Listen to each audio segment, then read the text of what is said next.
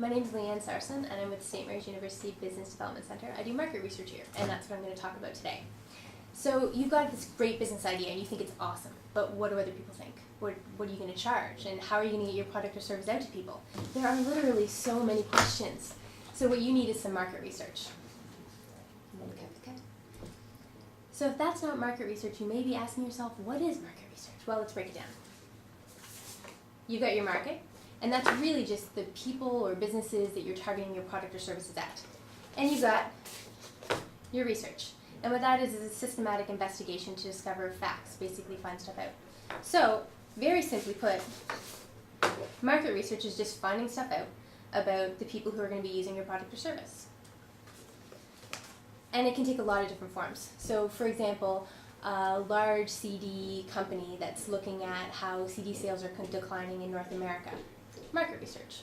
Your local pizza guy who asks his favorite customer how they like the new slice in the menu, also market research. So those are two examples on extreme ends of the spectrum, but there's a ton of stuff in the middle. There are literally thousands of ways that you can do market research, from very simple to very complex. But it all boils down to two simple types. There's primary and there's secondary. So secondary research uses secondhand information that's already out there in reports or books, online, and it answers your questions that way. So it's great for answering questions that aren't really practically for you to go out and get answers for yourself.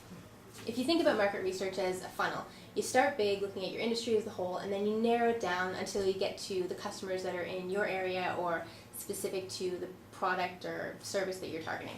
So secondary research is really great for the first part of the funnel, when you're looking at things like industry trends that are affecting you, what factors influence the buying decisions of customers, things like that. It's totally primary. What I really wanted to say was, when you're doing market research, you want to think of it as a funnel. So secondary research is really great for stuff at the top of the funnel. It's the broad stuff, like the industry, trends that are affecting your industry, and what are the demographic characteristics of customers, where they live, stuff like that.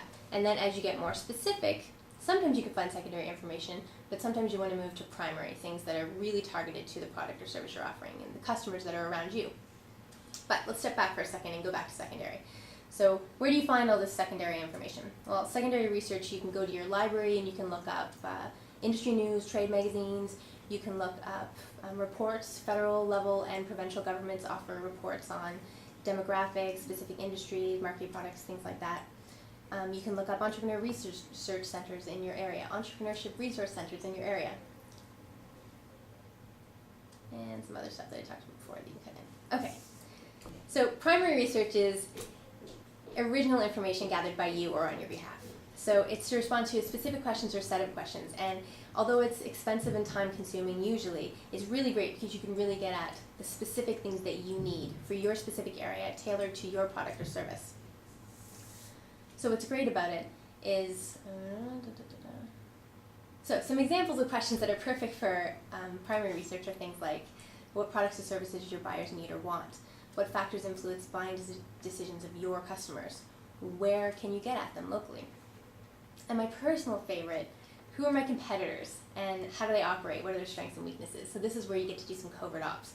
You can go into your competitors and strike up a conversation. What's business like? How do you do in the summer? Things like that. Do you get a lot of calls or mostly walk-bys? It's fun times. But really, most primary research is done in the form of a survey. So I'm going to just offer a couple tips on how to do surveys and keep you going that way. So when you're doing a survey yourself, you want to keep it short and sweet. Keep people's attention. Don't let them get bored because they won't give you the answers, the honest answers you're looking for. Try the survey out on a few people first. Make sure you take it for a test drive. Make sure all the questions are really clear and easy to understand. Start with general questions and then go specific. Keep your questions neutral. Stay away from leading questions. So for example, if you were to say, how likely are you to take care of your family by buying this product? People are probably going to be more likely to say that they will buy the product because everyone wants to take care of their family. More so than if you'd asked it neutrally. So for example, a neutral way to ask that question would have just been to say, how likely are you to buy this product? And lastly, also, a good way to get people to respond to your survey is to offer incentives.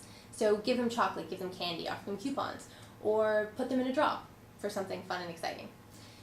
And make sure that you offer confidentiality. If you want people to answer honestly and to give you the information you're really looking for, make sure that they don't have to identify themselves when they're answering. So, all this is great, but the most important thing you have to remember goes back to the beginning. Before you start, make sure you set your objectives. Make sure you have a clear goal of the questions you're going after and a research plan of how you're going to get the information, whether it be secondary or primary. This is probably the most important thing. And if you do this, all the rest will fall into place. And market research can be a great way to help you make business decisions that will ensure success.